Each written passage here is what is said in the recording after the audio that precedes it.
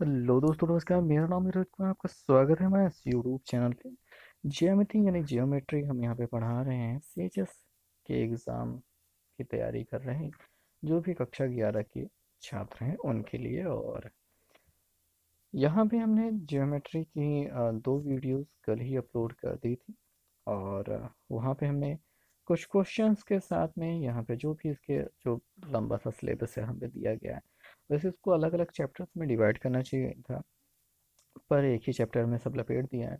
तो हमने भी संभवतः पूरा प्रयास किया बताने का, और सभी में सभी को लगभग लगभग हमने बताया और कोशिश की कि आपको समझ में आ जाए। वैसे ये सब पढ़ा पढ़ा रहे हैं बस।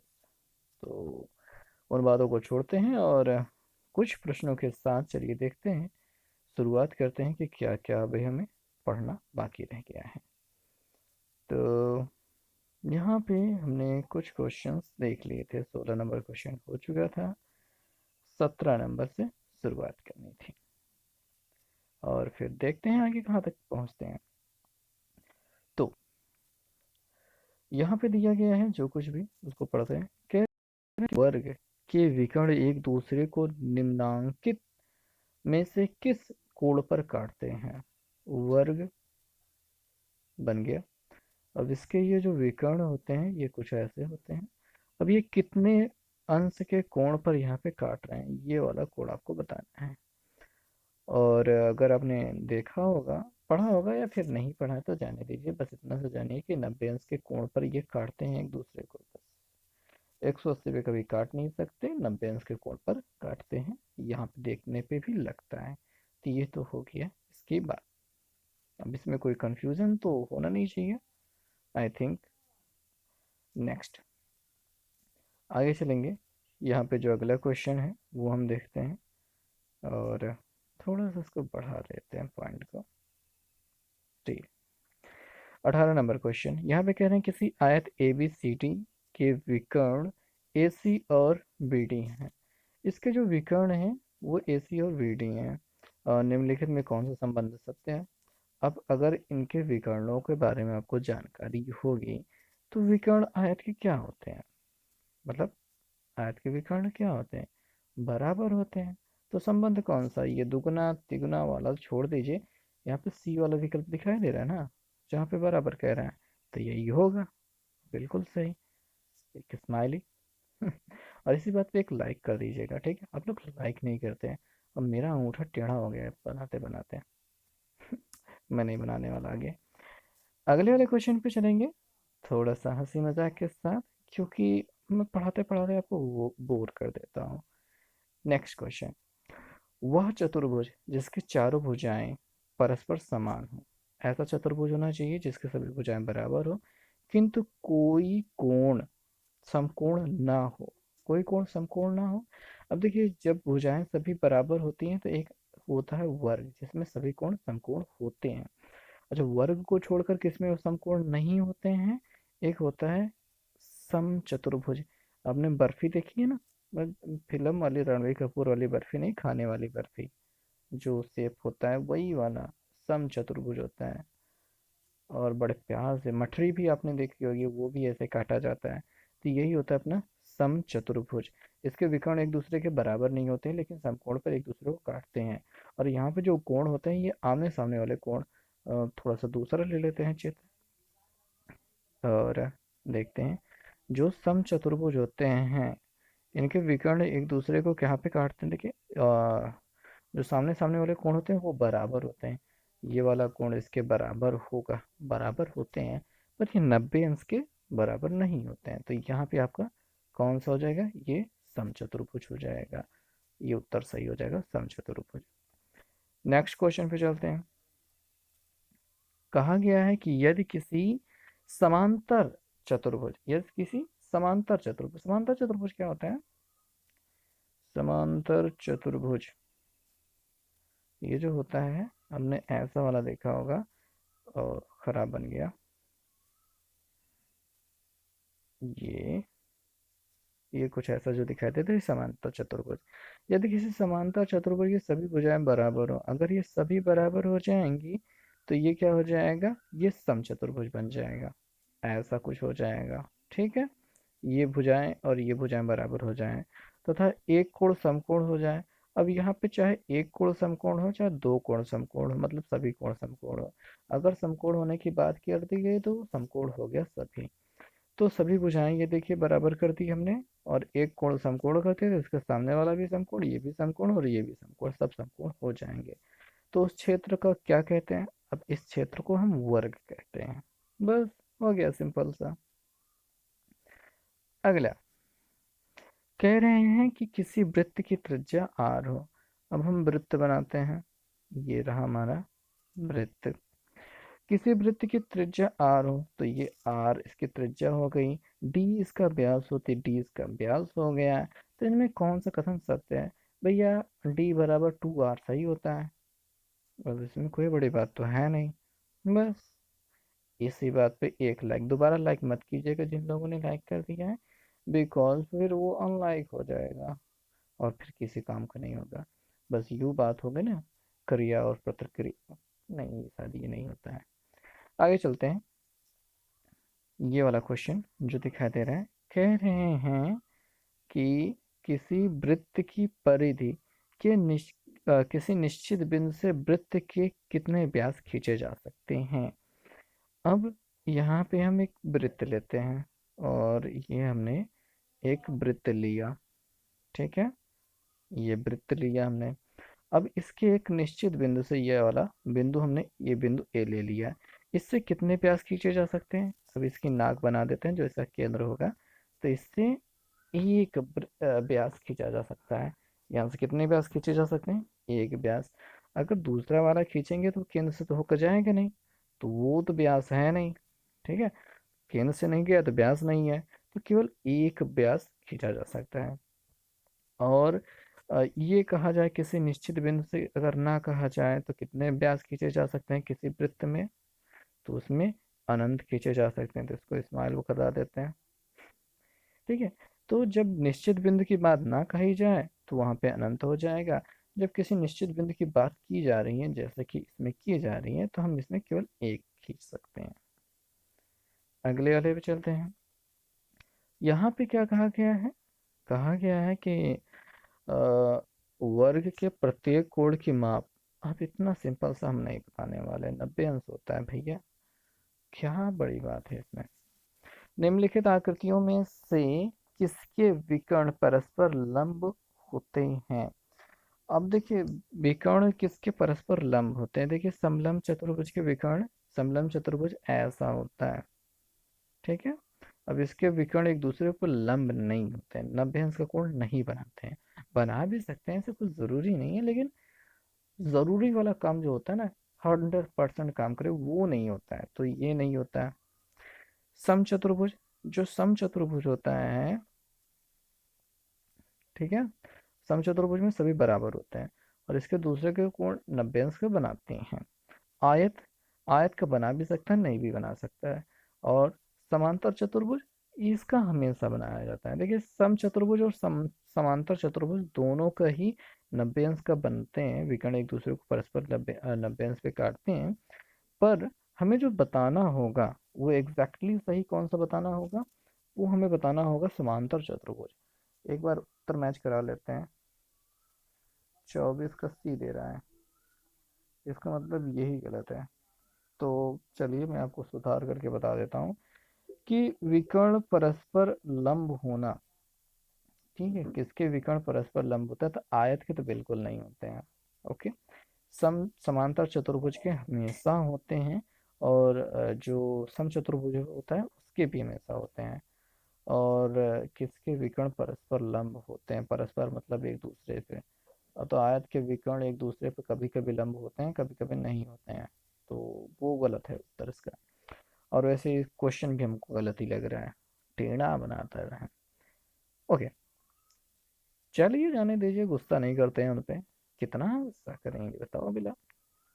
और एग्जाम में एक बात बता देते हैं, जैसे कि ये सारे क्वेश्चन, जो क्वेश्चन आपको जैसा भी ऊपर वाला क्वेश्चन गलत लगा, ठीक है, जहाँ पे भी कंफ्यूजन हो वहाँ पे इतना ज़्यादा परेशान नहीं होना है। जैसे ये क्वेश्चन है एग्जाम में आपको आ गया, तो इसके लेकर इतना परेशान नहीं रहना है कि कोई विकल्प जबरदस्ती लगा ही दो।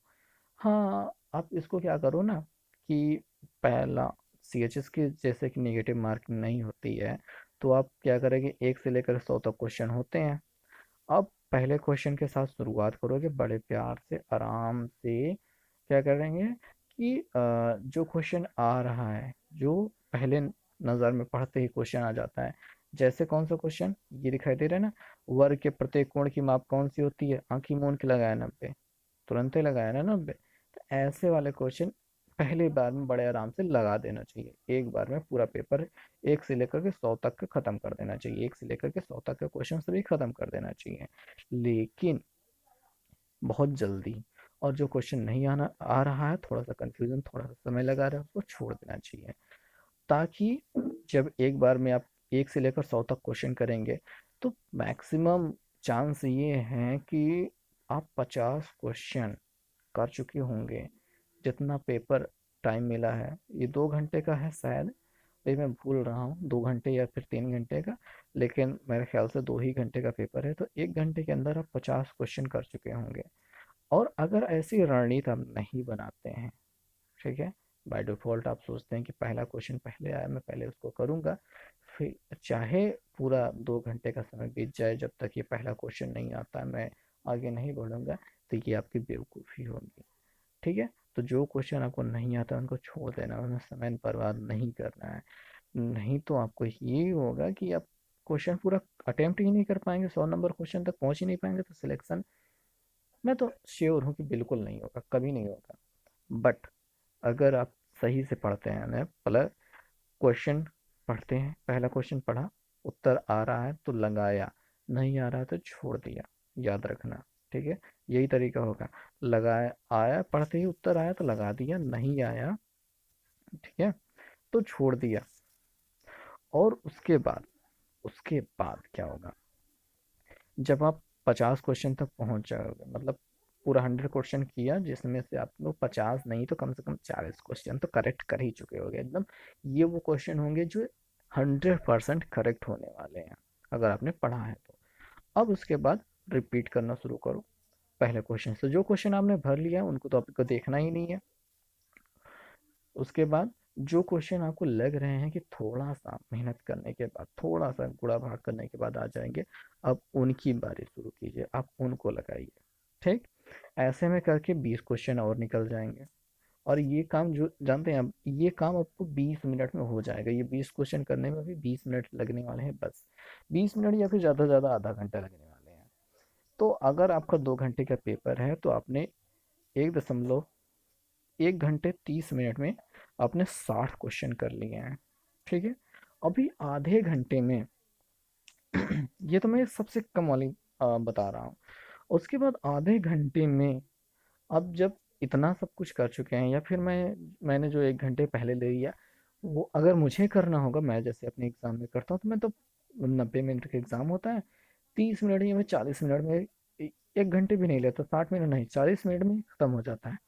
तो आखिरी के टाइम में बहुत ज़्यादा टाइम बच जाता है उन कुछ बचे हुए क्वेश्चंस को करने का। जैसे आपने 40 क्वेश्चन, 20 क्वेश्चन कर लिया, आपके पास 60 क्वेश्चन आपने कर लिए हैं, अभी आपके पास 40 क्वेश्चन बचे हैं। इन 40 क्वेश्चन में भी आप सभी क्वेश्चन को करेंगे, थोड़ा सा मेहनत करेंगे, थोड़ा सा, अभी देखिए 1 से लेकर 100 तक क्वेश्चन 2 बार जब रिपीट करेंगे, तो आपका दिमाग थोड़ा तेज चलने लगेगा, समझेंगे। और जब दिमाग तेज चलने लगेगा, क्योंकि लगभग लगभग ढेर सारे सूत्र याद आ जाते हैं। जैसे आपने ये वाला क्वेश्चन किया, तो अगर ये नहीं आ रहा है तो ये वाला क्वेश्चन किया, तो हो सकता है इससे संबंधित रहा हो और वो सवाल फिर से आ जाए।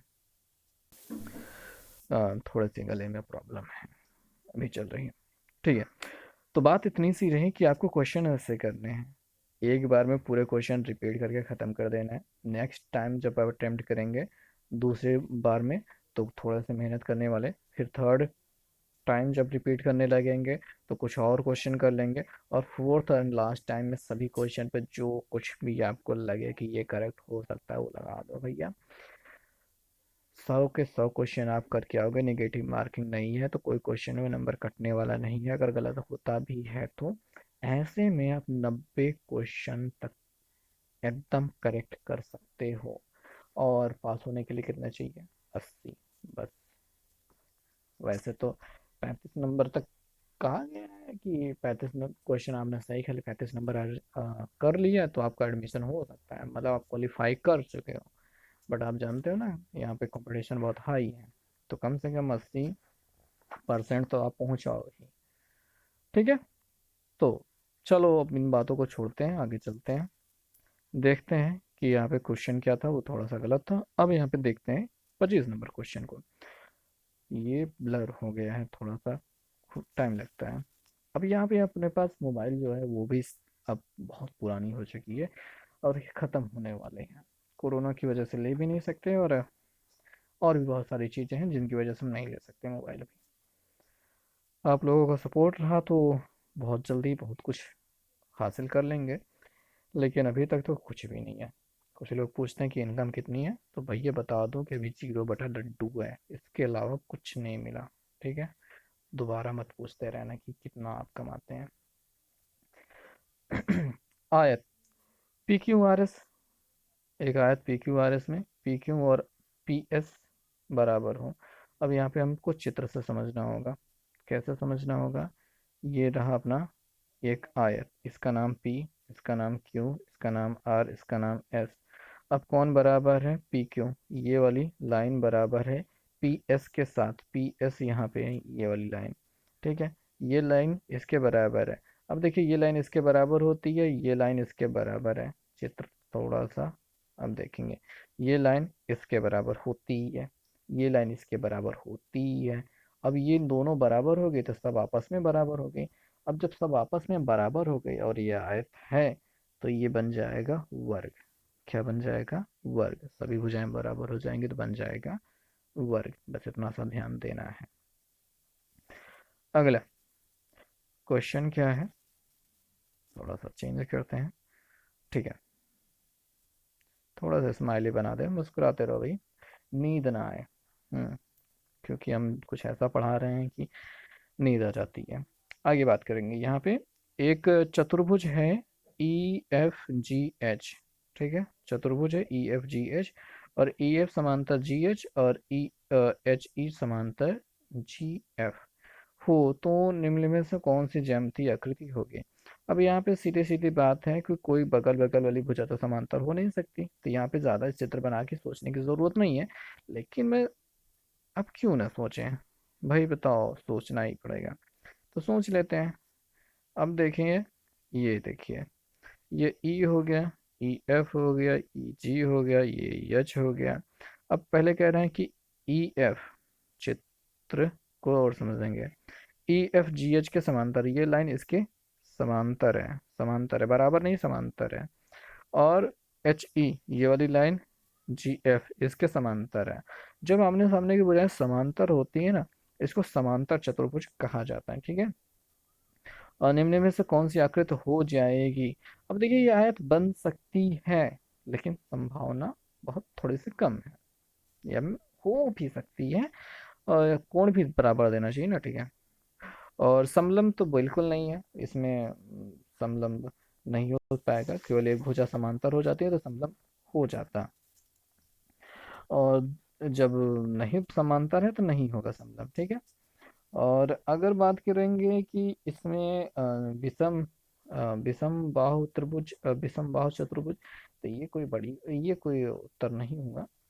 और इनमें से कोई नहीं, इनमें से कोई नहीं ही, देखिए कंफ्यूज कर रहा था क्योंकि ये समांतर चतुर्भुज बनेगा, लेकिन समांतर चतुर्भुज के बराबर ही आयत भी होता है। आयत यहाँ पे सही उत्तर दिया गया है, वैसे समांतर चतुर्भुज सही उत्तर होता।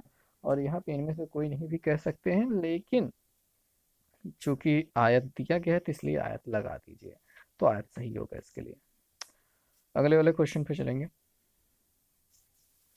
और सोच रहे हैं कि क्यों ना इसको छोड़ दिया जाए बिना पढ़े ही, क्योंकि पढ़ने के बाद थोड़ा सा, खैर जाने देते हैं, पढ़ते हैं।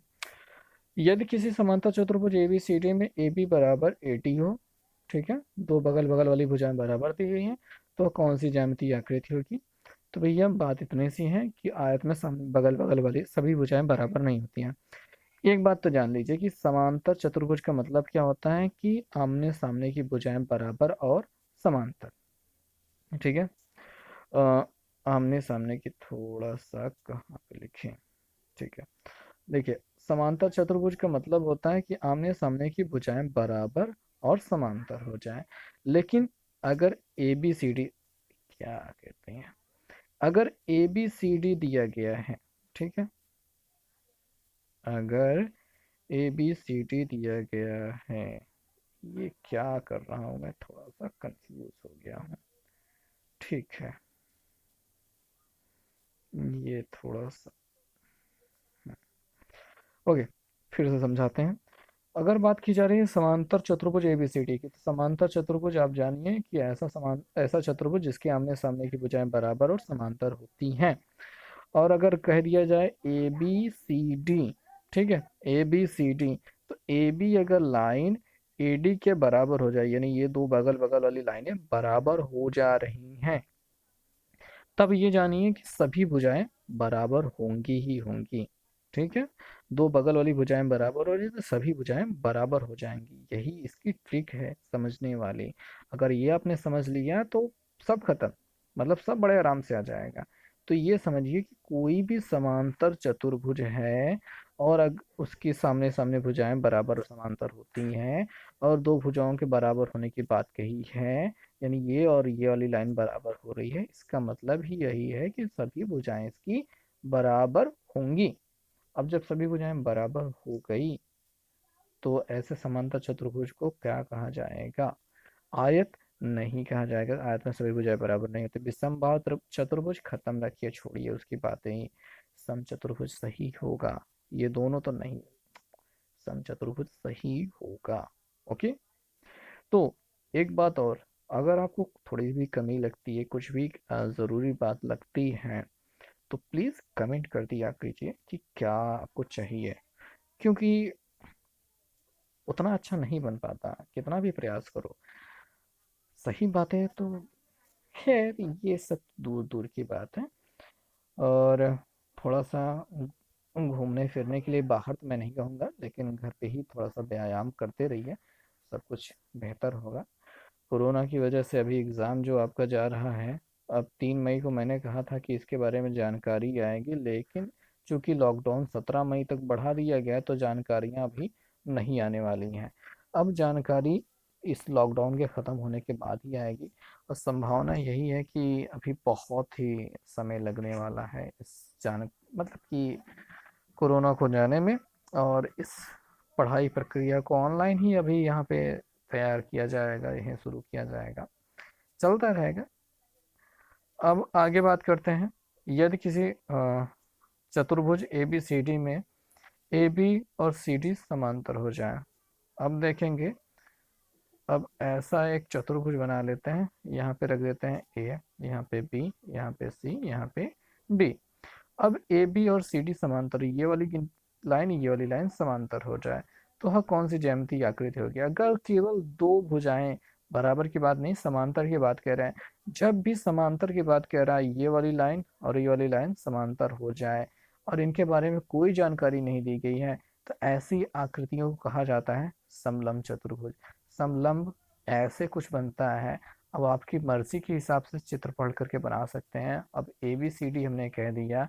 याद रखेंगे कि अगर दो भुजाओं को समांतर करने की बात की जा रही है, समांतर को ऐसे नहीं दिखाया जाता है, समांतर को दिखाया जाता है ऐसे।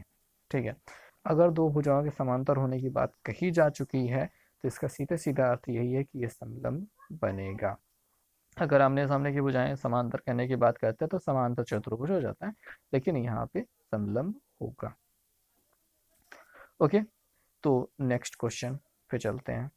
और आप लोगों को क्वेश्चंस करने में बहुत दिक्कत हो रही है मेरे ख्याल से, मुझे पता चल रहा है धीरे धीरे। तो प्रयास कीजिए, जितना ज़्यादा प्रयास करेंगे उतना ज़्यादा बेहतर होगा। और पढ़ते रहिए ऐसे। किताबों के लिए मैंने आपको डिस्क्रिप्शन में जो लिंक दिया है, वहाँ से जाके मेरी पोस्ट से आपको अलग अलग चीज़ों की डाउनलोड, अलग अलग चैप्टर्स के डाउनलोड करने के मिल जाएंगे, आपको वहाँ से डाउनलोड कर लीजिए और मोबाइल में ही पढ़ते रहिए, क्योंकि पढ़ने से ही आप कुछ कर पाएंगे। यहाँ पे मैं पढ़ते हुए भी कुछ नहीं कर पा रहा, भावना बहुत कम हो रही है। आप लोगों से जुड़ पाया हूँ, आप लोगों को पढ़ा पा रहा हूँ, ये बहुत अभी कम है मेरे लिए। मुझे और भी बहुत चाहिए, हर एक को बहुत ज़्यादा कुछ चाहिए। लेकिन अगर प्रयास कम रहा, जैसे मैंने ही अच्छे से नहीं पढ़ाया, तो आप लोग कम देखेंगे, मेरी प्रोग्रेस कम होगी। सो प्लीज़ शेयर कीजिए लोगों के साथ, दोस्तों के साथ, और अच्छे से पढ़िए, ये सबसे ज़्यादा ज़रूरी है। नहीं तो अब बस दूसरों को आगे बढ़ता हुआ देखेंगे, आपके बगल वाला थोड़ा सा ज़्यादा मेहनत कर लिया, वो आगे बढ़ गया और आप वहीं अटके रह गए। तो अगले वाले क्वेश्चन पे चलेंगे। यहाँ पे दिया गया है, यदि एक त्रिभुज के दो कोण की माप 60 75 है तो तीसरा कोण, अब ये तो मैं नहीं बताना चाहता। क्या आपको लगता है कि ये मुझे बताना चाहिए? 180 में तीनों कोणों की योगफल जो होता है उन दोनों को जोड़ करके घटा दीजिए, आपको मिल जाएगा। मैं छोड़ता हूँ इनको। अब यहाँ पे किसी समांतर चतुर्भुज का एक कोण 55 है तो समांतर चतुर्भुज के शेष कोण क्या होंगे? मैं एक छोटी सी बात आपको शायद बताना भूल गया था, या फिर जो कोई कुछ भी रहा हो, मैं भी बता देता हूँ। समांतर चतुर्भुज का मतलब यही होता है, ये चतुर्भुज जो दिखाई दे रहा है यही चतुर्भुज को समांतर चतुर्भुज कहते हैं। और समांतर चतुर्भुज बनाने के बाद मैं थोड़ा सा ब्लैक ले लेता हूँ, जी कलर ले लेता हूँ। अब बात करेंगे, यहाँ पे देखिए मैंने आपको बार बार बताया कि सामने वाले कोण क्या होते हैं, बराबर होते हैं। और अगर एक कोण 55 दे दिया, जैसे ही आपको ये 55 दे दिया, तो इधर वाला क्या होगा? 55 हो गया, ठीक है। अब एक कोण आपको यहाँ पे 55 मिल गया। अब अगर आप विकल्प में देखेंगे तो विकल्प में हर जगह 55, एक दो जगह जगह जहाँ पे 55 दिया है वो मिल जाएगा, 55 तो रहेगा ही। बगल वाला जो कोण खाली पड़ा है उसका क्या होगा? अब यहाँ पे आप चाहें तो मैं थ्योरी पे भी बता सकता हूँ, चाहे तो बहुत आसान तरीके से बता सकता हूँ। तो चलिए मैं आपको थोड़ा सा आसान बताने की कोशिश करता हूँ। यहाँ पे देख सकते हैं कि आपको 55 55 55 मिल रहा है, तो ये वाला विकल्प बिल्कुल नहीं होगा, तो उसको हम छोड़ देते हैं। और अब चलिए मैं आपको बताता हूँ कि थ्योरी इसकी क्या है। तो भैया बात इतनी सी आती है कि जो समांतर चतुर्भुज होता है उसमें आप जानते हैं कि सामने सामने के बजाय बराबर समांतर होते हैं, ये वाली लाइन समांतर होगी। अगर आपने यहाँ पे 55 ले लिया, ठीक है, तो ये वाला क्या होगा? 55 होगा, एकांतर कोण, ठीक। अब ये 55 हो गया तो ये एक रैखिक युग्मित कोण, यानी दोनों जोड़ने पर 180 अंश। 180 में 55 को घटाएंगे, ठीक है, 180 में आप 55 को घटाएंगे तो आपको क्या मिलेगा? 10 में से 5 गया 5, और यहाँ पे बचेगा 7 में से 5, 7 5 गया 2, 125, 125 बनेगा, ठीक है। तो अब आपको क्या मिल गया? एक कोण तो समांतर चतुर्भुज में आपने 55 रखा था, ठीक है, एक कोण आपने 55 रखा था, ये 55 हो गया क्योंकि ये सामने वाले कोण बराबर होते हैं। और ये वाला कोण कितना हो गया? 125 का हो गया। क्यों हो गया? क्योंकि इन दोनों का योगफल 180 होता है, इन दोनों का योगफल 180 होता है, इसका एकांतर इधर बनता है, इन दोनों का योगफल 180 होता है, तो यही वाला काम बनता है। और यहाँ पे आपने एक चीज, मैंने आपको एक चीज बताई थी कि समांतर भुजाओं के एक ही तिर्यक रेखा के एक ही ओर के कोण क्या होते हैं, योगफल कितना होता है, यहाँ पे बताया था कि 180 होता है। वही सेम चीज यहाँ पे यूज किया जाता है। और अब तो आपको क्या मिल गया है? 125 125 दो जगह मिल गया है, और ठीक है, और एक ही 55 मिल गया है। तो यहाँ वाला बी वाला ऑप्शन जो दिखाई दे रहा है, दो तो 125 दिखाई दे रहा है, एक 55 दिखाई दे रहा है। और ये कि याद, और एक चीज बता दूं मैं आपको, बहुत सिंपल सा, बहुत ही सिंपल सा तरीका, जैसे आप बिना इसको हल किए निकाल सकते हैं। बहुत सिंपल तरीका बता रहे हैं, देखिएगा। क्या कह रहा हूं मैं कि समांतर चतुर्भुज है तो सामने वाले कोण बराबर होते हैं। एक कोण 55 दिया तो दूसरा 55 होना चाहिए ना, ठीक है। 55 हमने ढूंढा, यहाँ पे मिला, यहाँ पे मिला, यहाँ पे मिला, यहाँ पे नहीं मिला, विकल्प छोड़ दिया। अब बाकी दो कोण जो बचे हैं वो भी तो बराबर होने चाहिए ना। पहले विकल्प में देख रहे हैं तो 105 125 दिए थे, बराबर ही नहीं हो रहा, तो ये कोण हो ही नहीं सकता। सी वाले विकल्प में 125 135 दिया है, ये बराबर हो ही नहीं रहा है, तो कहाँ से ये कोण बनेगा? समांतर चतुर्भुज को बनेगा ही नहीं। अब ये वाला विकल्प में 125 125 बराबर हो रहा है, ठीक है, तो ये तो होगा। तो बिना हल किए भी आप थोड़ा सा लॉजिकल दिमाग लगाएंगे तो काम बनेगा, क्योंकि कई स्थितियों में आपको भ्रम थोड़ा सा हो जाएगा। लेकिन ये टेक्निक शायद संभवतः आपको याद रह जाए। ठीक है, क्योंकि ये थोड़ी थोड़ी थोड़ी चीजें ना आपको काम बहुत ज्यादा देंगी।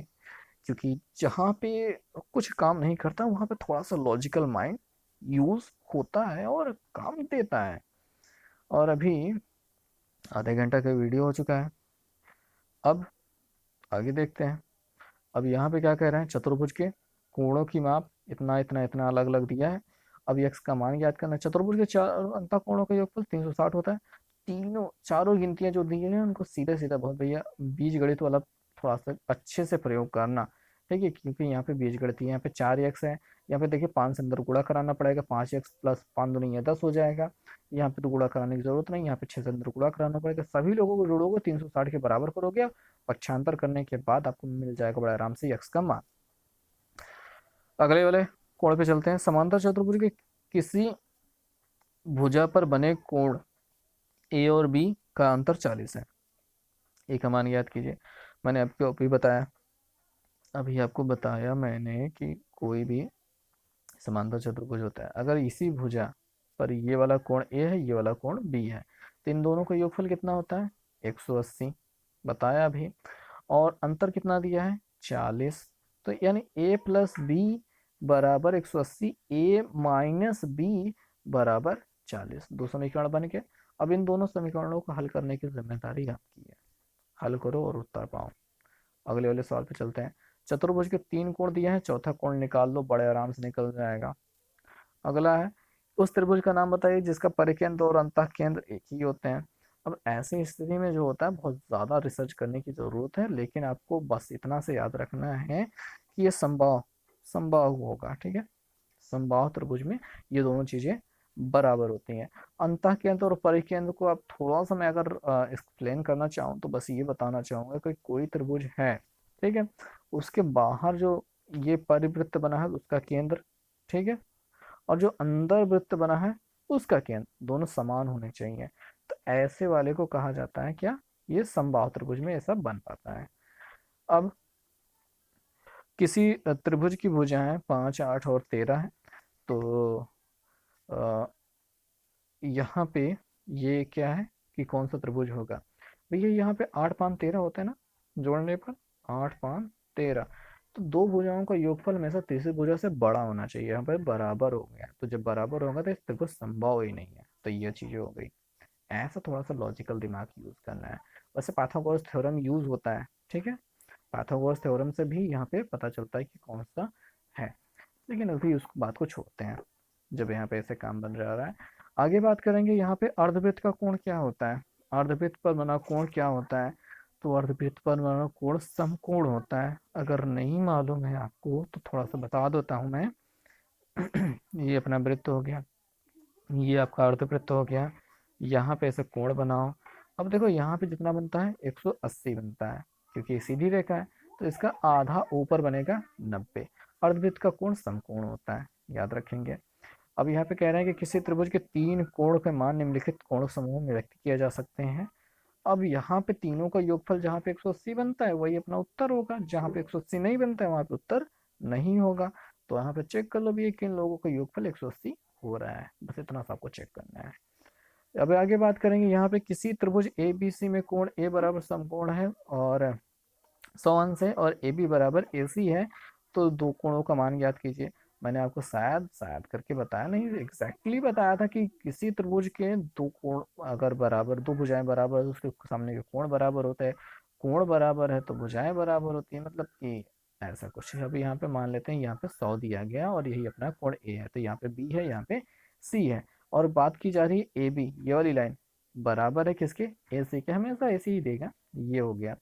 अब बाकी जो कोण हो गए, ये वाले कोण और ये वाले कोण, इनका मान क्या होगा भैया, अब छोटी सी बात, भुजाएं बराबर है तो सामने वाले कोण भी बड़े आराम से बड़े प्यार से बराबर होंगे। तीनों कोणों का योगफल 180 अंश होता है, 100 को घटा देते हैं, बचा है अपने 80। अगर ये दोनों लोग बराबर है तो 80 को दो भागों में अपन बांट लेंगे और 40-40 बांट लेंगे, बंटवारा कर लेंगे बराबर बराबर। तो बी वाला ऑप्शन सही हो गया। नहीं समझ में आया ना, तो थोड़ा सा बैक करके देख लो भाई, 2 सेकंड 10 सेकंड तो पीछे कर लो। त्रिभुज के शीर्ष से समान दूरी पर होता है। त्रिभुज के जो शीर्ष होते हैं उनसे समान दूरी पर कौन होता है। अब छोटा सा चित्र समझाऊं तो जैसे एक त्रिभुज है, अब इसके जो ये शीर्ष है, ये शीर्ष है, ये शीर्ष है, इनसे समान दूरी पे कौन सा केंद्र होता है। अब वृत्त बाहर बाहर बनाना है, तो बाहर वाला माने परि, तो परि केंद्र होगा। ठीक है, अंदर वाला होता तो अंतः केंद्र, अंतः केंद्र नहीं होगा, यहाँ पे परिकेंद्र होगा। ठीक है, परिकेंद्र। लेकिन यहाँ पे क्या दिया गया है, अंतः केंद्र, शीर्षों से समान दूरी पर। मैं क्या कर रहा हूँ यहाँ पे, अंतः केंद्र क्यों होगा भला। संभवतः हमने गलत किया है, पर यहाँ पे एग्जैक्टली हमारा तरीका सही होना चाहिए था। त्रिभुज का अंतः केंद्र शीर्षों से समान दूरी पर होता है, तो इसके लिए हम माफ़ी चाहते हैं, अंतः केंद्र होगा। तो इसके लिए थोड़ा सा आगे रिसर्च कर लीजिए, सही उसको बात को भी छोड़ते हैं। अंतः केंद्र होगा, कैसे होगा वो जाने देते हैं अभी। अगला जो है कि दो त्रिभुज समकोणिक हैं, समकोणिक मतलब 90 अंश के कोण वाले हैं।